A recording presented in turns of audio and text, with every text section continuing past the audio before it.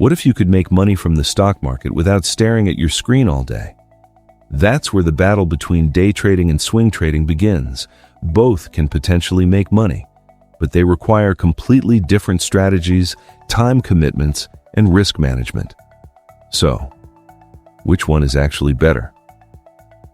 Let's break it down.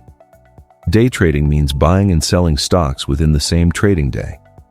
A trader might enter a position at 10 a.m. and close it before the market closes. The goal is to profit from small price movements. Sounds exciting, right? But there's a catch. Day trading requires constant attention. You may need to watch charts, news, price movements, volume, and market momentum throughout the trading session. And because trades happen quickly, emotions can become your biggest enemy. One bad decision, one impulsive trade, and a profitable day can suddenly become a losing day. Now let's look at swing trading. Swing traders typically hold positions for several days or even weeks. Instead of trying to capture tiny price movements, they attempt to profit from larger market swings. Imagine a stock drops after a temporary sell-off.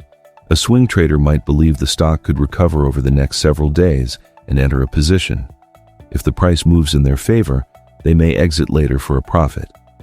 The biggest advantage? You don't necessarily need to sit in front of a screen all day. But swing trading has its own risks. Because positions remain open overnight, unexpected news can cause a stock to jump or fall dramatically while the market is closed. So which strategy is better?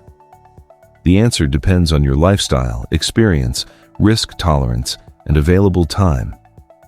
If you enjoy fast decisions, have plenty of time to monitor markets, and understand risk management, day trading may be more suitable.